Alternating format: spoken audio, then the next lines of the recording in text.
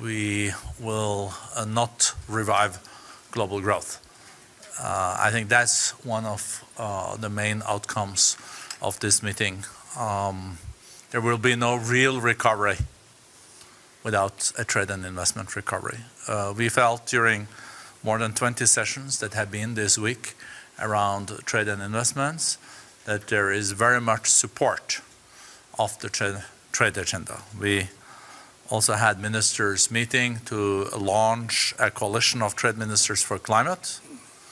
And the way we traditionally looked at trade, trade was about trade, but trade has also to be more inclusive. It has to also deal with climate and also other important issues. And that was also a strong signal here. Today, Dr. Ngozi and I co-hosted a lunch with trade ministers and key CEOs. The CEOs also came out with quite a strong statement saying that we, of course, will have to re-globalize and think differently, but we should not lose the baby with the bathwater, meaning that if we don't see a trade recovery, there will also not be the recovery that we want down the road. We also had good feedback on the work that the World Economic Forum doing on trade facilitation. This is coming out of the Bali meeting in 2013, but to facilitate trade between different countries and get rid of unnecessary red tape and etc.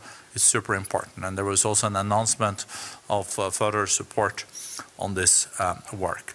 So without further ado, I think Director General, Dr. Ngozi, you also had a meeting with the trade ministers, and I think they also agreed to step up. I think you also heard the strong support from the CEOs earlier today, calling for new momentum on trade, but also support of the multilateral work. So, Dr. Ngozi. Well, thank you, Borge. I think you said it all. I just want to say that we're grateful to the World Economic Forum for the very strong trade track that we've had during these meetings, because I think it's needed. Just to add a couple more observations about what has been happening here on trade to what Borge said. One of just the repeat that there can be no real recovery without recovery in trade and investment leads me to the issue. One of the most popular issues discussed here was that of decoupling and fragmentation and deglobalization. And so meaning that trade is getting into trouble in the eyes of some people. We're deglobalizing, we're decoupling. And one of the messages we gave is my famous, I'll say it again, talk is cheap. But be careful what you say, because we've actually done work to show it will be very costly to the world to have this decoupling.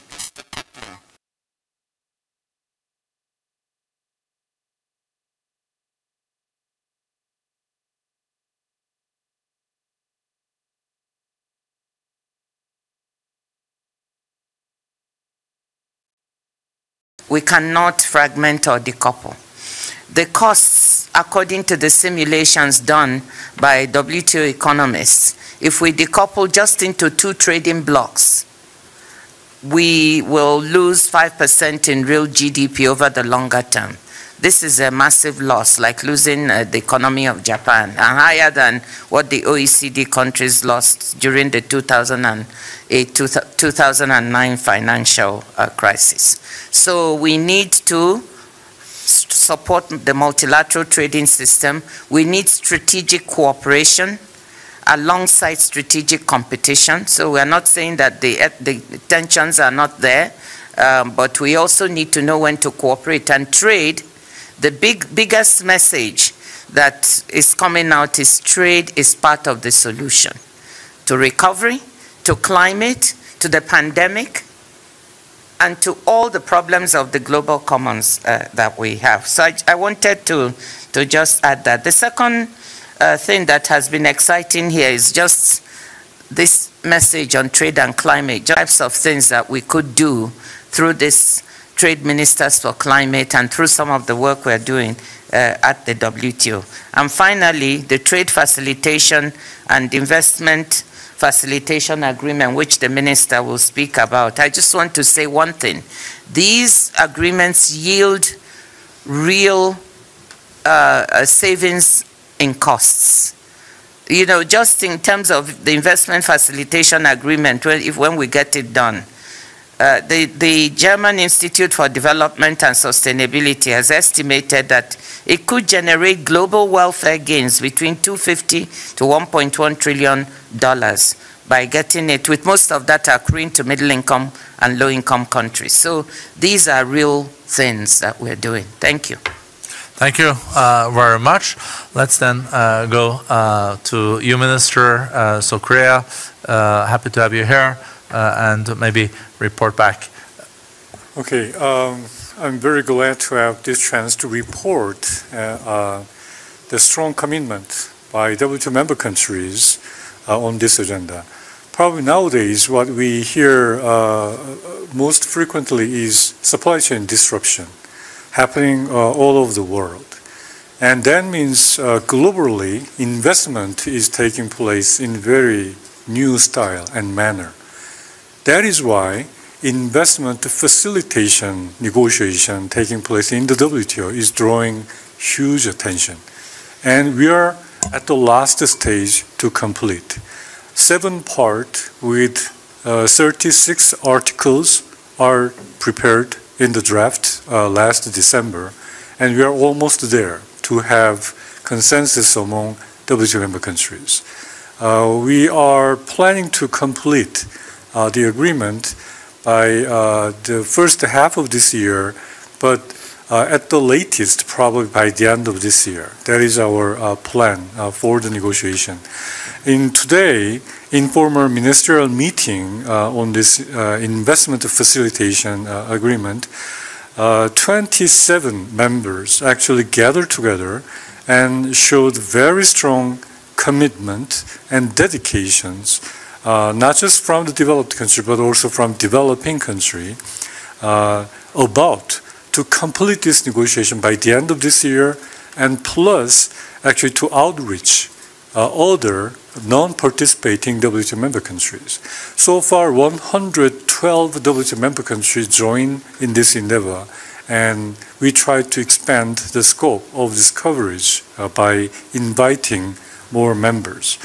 Yesterday, I had a chance to join a Busting Business Barrier session, and there I could confirm the very strong request and demand by the business community on this agenda. Business community also needed to have this investment facilitation initiative. So this is a very important public-private partnership agenda, and I believe Davos is a perfect place to upgrade our commitment and momentum by mobilizing business community as well as the public sector. So we feel very strong that we had very high hope to make another progress in the WTO. Thank you, Minister. Moving over to Mike Froman, President of the Strategic Growth at MasterCard and former USTR. You remember him as that probably also. So, Mike, what has been the important outcome seen from your point of view? Is there more momentum for trade, or do you see only nearshoring, friendshoring, and decoupling? Well, first of all, thank you for having me, being just a simple private sector person now. But so let me speak very freely. Let me start by commending the Director General and the WTO members for the progress that has been made over the last period of time in what is a really difficult trade environment. I think the WTO ministerial, the 12th ministerial, produced some important outcomes, whether it was fishery subsidies or the statement on food security, the commitment to a reform agenda, all very important.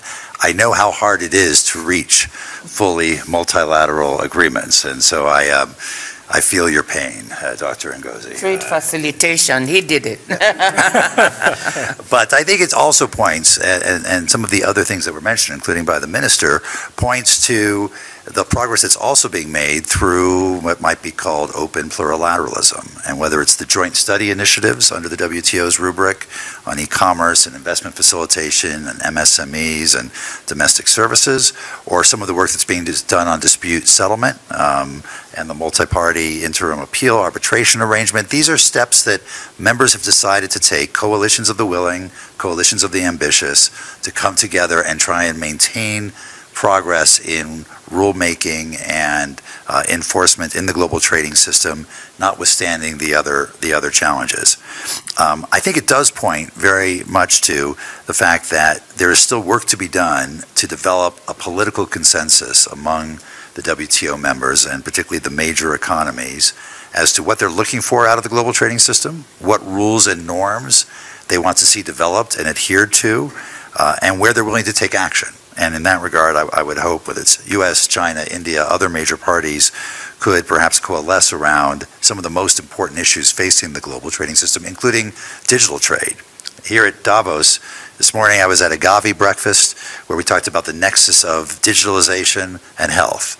The digital revolution and green energy has been a major subject matter here. I think the combination where so much of our economy is now focused on digital transformation, making sure that those issues are fully dealt with at the WTO as well, I think is an important thing.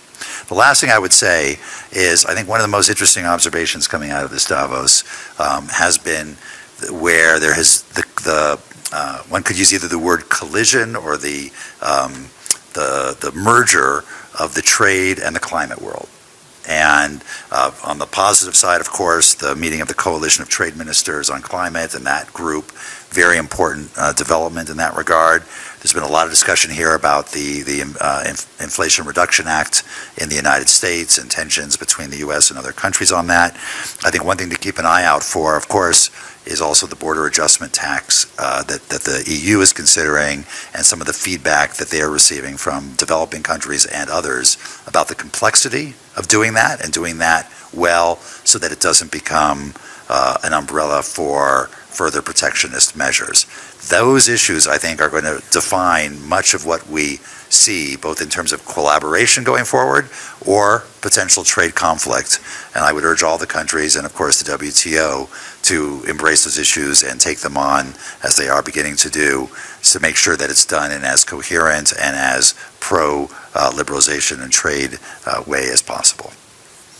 Thank you very much, Mike. I just also want to underline that during this week we made MOU, the World Economic Forum, and the UAE to accelerate trade tech solutions for global commerce. So a lot of small steps that adds to really bigger steps that has taken place. So it's open for the press. Questions? Gentleman here. Are you doing the press thing, Fawn, or? Yeah. So you're the boss there. Yes, I guess. May I? Thank you. I'm Frederic Clodier from Swiss media L'AGFI. It's a question for you, Dr. Ngozi. You say the trade and investment is part of the solution, but when we see that the largest economy, the US, is sort of doing the exact opposite with the IRA, many protectionist measures being taken. What did you say to the U.S. representatives here in Davos, Secretary Walsh or Trade Representative Tai, on the spirit of this IRA clearly subsidizing national companies in the U.S. only? Well, I'll say a word, and maybe Michael, you want to join in. No, even before Davos. So the first thing I want to note is that, look, the WTO is very supportive to members trying to implement measures to decarbonize and to get to net zero by 2050 or before. So we're strongly supportive of that. I think the issue is how. And when some members feel that perhaps the measures that have been put in place by others may not be, may be harmful to them or not according to WTO rules, what we've been encouraging them to do is to talk to each other. We don't want these trade frictions. We don't want people to bring cases to the panel. So what we said to the EU complained about it. South Korea, the minister is here, they had issues with it. So what we've said, so it's not just the US, there are also, sorry, not just the EU, there are also other members. What we've encouraged is have a dialogue with the US. Try to see whether you can solve it.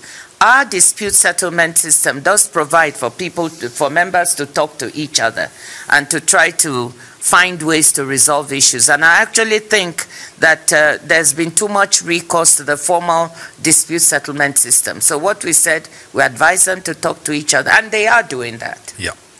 President Macron went to see President Biden.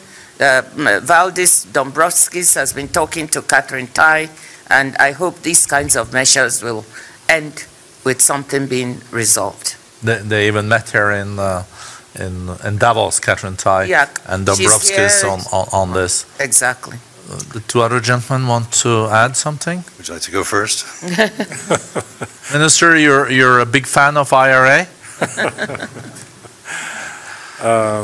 Well, as you know, I had to spend almost the half of last year to deal with this issue. But as Director General mentioned, the U.S. government was quite cooperative to rectify the problems. The politics is politics, we understand.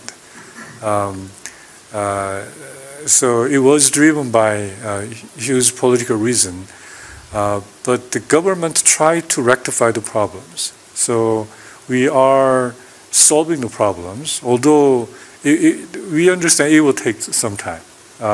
But it's not the first situation. We have similar kind of situation in the whole WTO histories. During the past few decades, we haven't seen similar kind of situations, and U.S. Congress was very, very recalcitrant to change anything, even after losing the case in the WTO, when WTO appellate body was working very nicely. Now the governments try to find a solution to address the problem. So we are working closely, and that is what the EU is also trying to do with the U.S. government, I think. Michael Furman. Well, this builds on what I alluded to at the end of my comments, because I think it's these two worlds that are coming together. And I used to work on climate before I worked on trade in the Obama administration, so I see the two worlds. I think for many years, countries had been urging, including European countries, have been urging the United States to be more ambitious when it came to climate. The U.S. is unlikely to be able to be ambitious in the way that the Europeans would prefer, which would be to adopt certain regulations or a price on carbon that isn't currently politically possible in the United States. This is another form of ambition. And it's an interesting point, because on one hand we have the sanctity of WTO rules. On the other hand, we have both the existential threat and the urgency of climate change. Those are both important to the United States. They're both important to Europe. And here they're somewhat in tension, and how we resolve it. One can argue one may be more important than the other at this moment or not. And so I think that's the dialogue that Dr. Ngozi is really talking about. The countries do need to sit down with each other. And I think the same issues, of course, will come up on the border adjustment tax, which could be seen, if not properly structured, as protectionist as opposed to dealing with climate change. It just underscores how important it is for the countries to find a way to have dialogue bilaterally, plurilaterally, and ideally in the context of the WTO. Thank you. Over here, Vince Chadwick with DevEx. Two questions for Dr. Ngozi. I understood that this press conference was actually intended to be a moment to announce the facilitation agreement having been reached following the meeting at lunchtime. So could you just perhaps be a bit clearer about why that's not being announced and what the final sticking points are, please? And the second point are going to Mr. Froman's point about the carbon adjustment tax on the EU side. You're on the record as being quite sceptical of that measure. I'm wondering if your scepticism is growing or decreasing as the EU is now, moving forward with this. Thank you. Dr. Ngozi and then Froman. Yeah, let me address the carbon border adjustment tax. I didn't know I was skeptical about it. What I did say... I think that question was to Mike. No, it was to Dr. Okay. It was to me. Okay, sorry. What I did say is that there are 70 fragmented taxing and pricing systems in the world, and that's just the case. Different countries adopting different carbon taxing or pricing measures, and that becomes very complicated for business. It becomes complicated for developing countries. They're complaining about it because it's difficult to deal with, especially for businesses in their countries. So what we're saying is that it would be most sensible if we could have a global carbon pricing framework or system. And that would make it easier for everyone if we could do that. So we are not very near that. The US will not, price carbon, but they will use regulations. And as an economist, you can benchmark their regulations against a pricing system and then know what it is they are really charging. So we are really advocating that if we have this global framework, everybody can benchmark against it. What do I mean? If you look at the Paris Agreement, if we are to reach 1.5 degrees centigrade, we could look at what will it take for low-income countries, what type of carbon price should they face? Low-income countries, middle-income countries, and high-income countries. So we are working with the IMF, the OECD, the World Bank. All of us have come together to try to say, let's put a framework with some floor prices. If you're a low-income country, this is the kind of carbon price you should be facing if you're middle income and high income. At the WTO, we've even gone further. We're trying to finesse that. If you're a low-income country with low emissions, should you be paying the same price as a high-income country with higher emissions? So that's what we mean. We're trying to come up with this framework, international institutions working together, and then that will provide a framework against which countries can decide maybe this is a more sensible thing to use because it's global, or we can benchmark ourselves against it instead of everyone developing their own system. So that's what, when I say that, maybe it's because I say 70 fragmented systems is too difficult, and that's the truth. So we need to work hard. It may take time, but that's what we're working towards. Now, on the issue of, let me move to the next issue, and we'll actually ask the minister because it's a member-driven process. I thought we are going to talk about the substantial progress made in the Investment Facilitation Agreement and perhaps announce when it might be finished. So maybe there was some miscommunication, but over to you, Minister. Very briefly,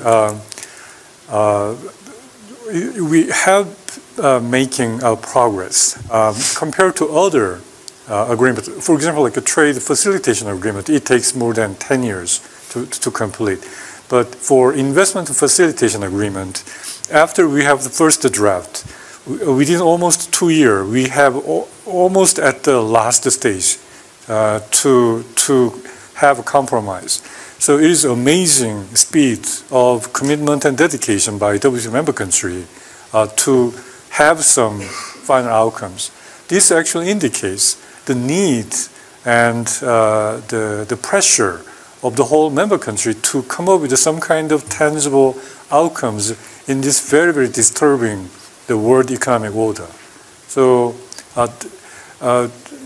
it was not, so we were very ambitious to complete this negotiation by the end of last year, but it has been delayed. It was a bit disappointing, but we are still making progress. Okay. Sorry, I don't mean to be rude, but just to be very, very simple. So I understand you want to talk about progress, but my question is about sticking points and what the final hicks are. And sorry, Dr. Ngozi, I understand you've sketched out there the global vision that you have on this carbon issue, but I was actually specifically asking what your take is on the EU's CBAM at the moment. That was my specific question on that. Thank you. Okay, no, my take is this. I think until it's implemented, then that's when you're going to know what it is. And that's the plain truth. I think the issue is the implementation of the carbon border adjustment measures. Then we'll see how you measure the carbon content. These are very specific practical issues. That's when we'll know whether it will work, how it works, whether it's fair, not fair. And that's the truth. One country has a very strong commitment to pressure on the issue of movement of actually the person in relation to this investment issue. That seems to be too controversial for many member countries. But other than that, we have a pretty much kind of the consensus. So we will see how we can have a compromise. Okay. I think we take one more question. Yes, the question was for Minister on the EU clearly had talks with their US counterparts about the IRA. Did you use this week's meetings to try to make progress on the IRA with meetings with Catherine Tai or other US officials? And did you make progress in any parts of it? Although we have the same kind of problem with the IRA, the way we address is very different. Because for Korea, we have a small domestic markets. So unlike the European Unions, we have to be able to establish our supply chain with many different countries. That is why lots of our companies actually try to go into the United States. And we do, as a government, we do not have any objection on that issue. EU actually raised a huge objection on that particular problems. So in our cases, we try to solve the problems to minimize the transition cost. So that way, we try to make some kind of compromise with the US government. Although we have the similar kind of problems, the way we try to solve the problem is very different from the European Unions. So that is why we are in the slightly different situations. Okay. Should we take one more question? And then we close. Thank you. Hiro Nishimura from Japan's Nikkei. Director General, you mentioned the importance of the multilateral trade system. And sorry? I think multilateral trade system. Yes. And Mr. Froman, you just mentioned the coalition of the willings. And I'm wondering what your thinking is on the regional arrangements, such as the IPEF, which we know that contains no market access measures. So is this arrangement conducive to global trade, or is it something that would feel disruption or fragmentation? Well, to be honest, I don't think so. I don't believe that these arrangements fuel fragmentation. I think it is okay. As you say, some of them are now more frameworks. They don't have market access being discussed in them. And I think that any instruments that can bring members together towards common principles, common goals, working together, that is okay. That is not contrary to the multilateral trading system. But even can buttress it. Some of the framework arrangements that members get into actually contain some provisions that are interesting and innovative. And from there, we can bring them back to the multilateral trading system. If you look at some of them, the agreements on gender, on labor, on inclusion, which we could look at and adopt. So we don't see them as contradictory, but buttressing. Okay. Do you want to give a closing comment or? Yeah, well, let me say this. I think I want to close on the note of something that you said, Borge, on reglobalization and how the business community is also looking to be part of, is the solution, or public-private working together is part of the solution. We think that there are opportunities in the problems we are seeing now in the vulnerabilities of supply chains. It is true that concentration of manufacturing of certain products, of raw materials, it makes us vulnerable. We've seen that, and that we need to build resilience. And we are advocating from the WTO that the way we build resilience is to re-globalize. What do we mean by that? Let's use this as an opportunity to diversify supply chains to many more countries, to those areas which you might not think about, but where the business environment is also good. So in Latin America, you know, people often talk of Mexico, but there are other countries with conducive environments. Brazil is there, it's conducive. Colombia, I mean, you know, you name it, there are various other countries. African countries, you have countries, Morocco, Egypt, Senegal. Let's think of this in Bangladesh, Pakistan. So we're saying this could actually be an instrument to bring in those parts of the world that did not benefit from the first wave of globalization, and also kill two birds with one stone and become inclusive. So I want to end on that note, that let's see the opportunity in the problem we have now, and re-globalization is part of the answer. Thank you. Thank you. Short comment from you? Or? I agree completely with Dr. Ngozi, as always. And, and I would just say to your earlier question, I think these kinds of creative solutions through open plurilateralism to help define high standards, deal with new issues, explore the issues that are affecting evolving economies, can contribute more broadly to the multilateral system over time, and can help strengthen global trade. And habits of cooperation are just good to have in whatever mechanisms they find themselves. Minister? Yeah, more than any other things, the World Economic Forum this time provides really excellent opportunity for us to lift up our momentum and the dedications. So we hope that we can make another progress in the WTO. Thank you. I think what was said here, and that I also agree with, is those open plurilaterals and also mega regional agreements can later lead also to multilateral agreements based on the same. As long as it doesn't get into a total spaghetti bowl, I think those larger ones can pave the road for then larger multilaterals. That is always the preferable ones. I think we agree on that. Yep. Thank you. Have a good evening. Thank you.